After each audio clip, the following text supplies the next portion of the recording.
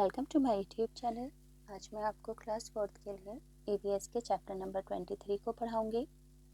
तो बच्चों साथ ही साथ सभी क्वेश्चन आंसर भी हैंड टू हैंड लिखवा दूंगी। तो पढ़ना स्टार्ट करते हैं। पेज नंबर 186 पर चैप्टर नंबर 23 है, जिसका नाम है पोचमपल्ली। तो बच्चों ये जो है आंध्र प्रदेश का एक गाँव है और आंध्र प्रदेश हिंदुस्तान की एक स्टेट, एक रियासत है। तो यहाँ पर जो गांव के लोग हैं पोचमपल्ली के ज़्यादातर बुनकर हैं। ये साड़ियाँ कपड़े वगैरह बुनते हैं, इनको डाई करते हैं। तो पढ़कर बताती हूँ, आपको बिल्कुल इजीली चैप्टर समझ में आ जाएगा। बहुत छोटा सा चैप्टर है और बहुत थोड़े से क्वेश्चन आंसर हैं। वानी और प्रसाद मुख्तारपुर नामी गांव में रहते हैं। कहाँ रहते हैं वानी और प्रसाद?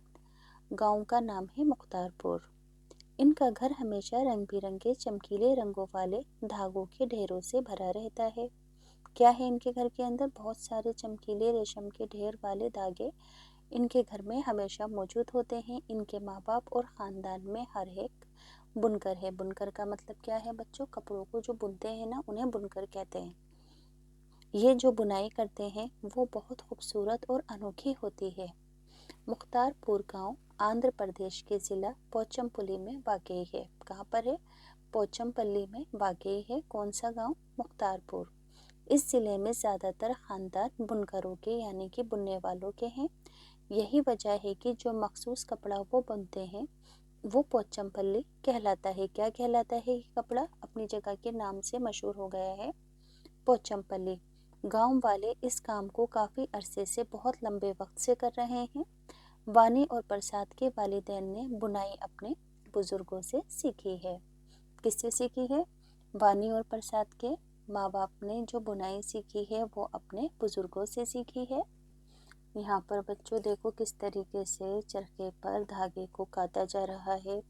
साड़ियाँ इन्होंने किस तरीके से तैयार करी हैं और यहाँ पर किस तरीके से ये कपड़े की साड़ी की बुनाई कर रहे हैं मशीन के ज़रिए से। सभी पिक्चर्स दी गई हैं।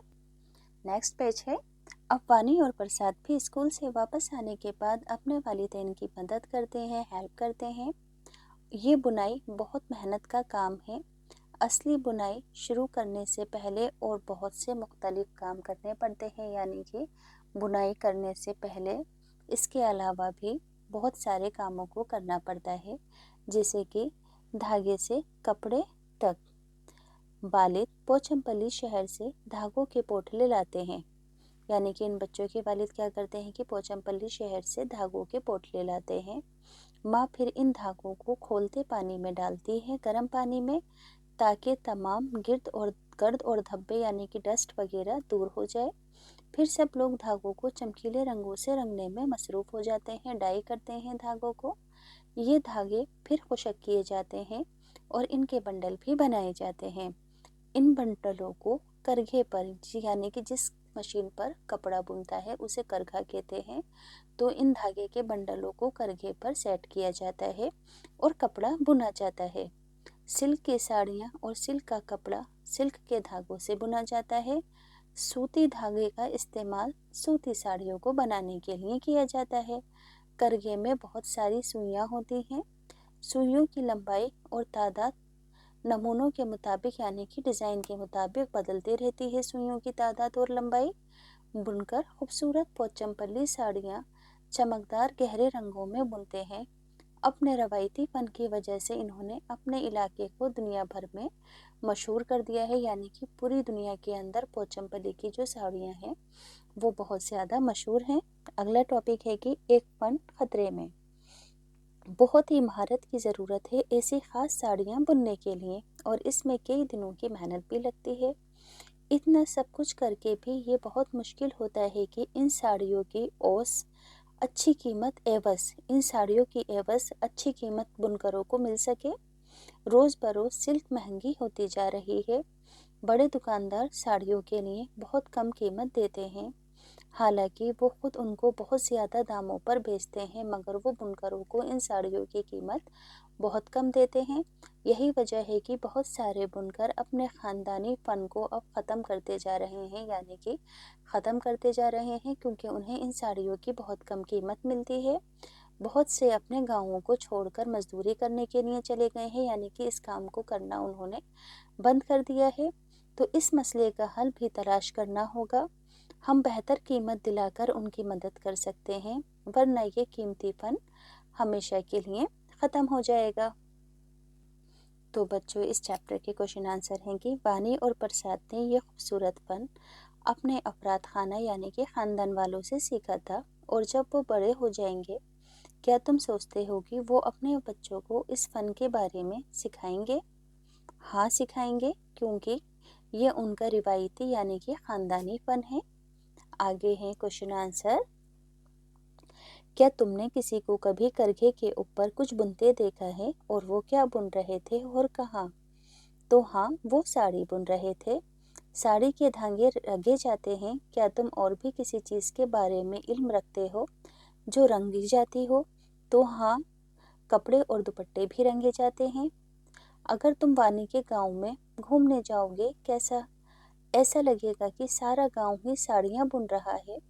क्या तुम किसी ऐसे काम के बारे में जानते हो जहाँ बहुत सारे लोग मिलकर एक जगह पर काम करते हैं? तो हाँ, एक जगह सभी खेती का काम करते हैं। अगला सवाल है कि क्या वो कुछ सामान बनाते हैं? नहीं, वो फसल उगाते हैं। आगे है, इस सामान को बनाने के तरीके के बारे में आपको मालूमात हासिल करनी है। तो अभी 1 मिनट में तो बच्चों आंसर लिखोगे कि खेती करने में पहले ज़मीन को जोता जाता है, फिर बीज बोए जाते हैं, और फिर फसलों को सींचा जाता है, और बाकायदा पानी दिया जाता है। बस इतना लिख लेना यहाँ पर, ठीक है। अगला सवाल है कि क्या सामान को बनाने में मर्द औरतें मुख्तलिफ काम करते हैं? तो बिल्कुल करते हैं।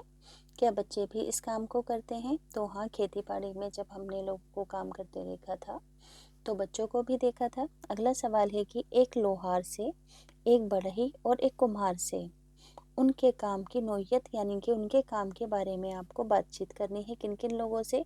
लोहार, बढ़ई और कुम्हार। तो देखो, सबसे पहले काम की किस्म लिख देंगे, है ना।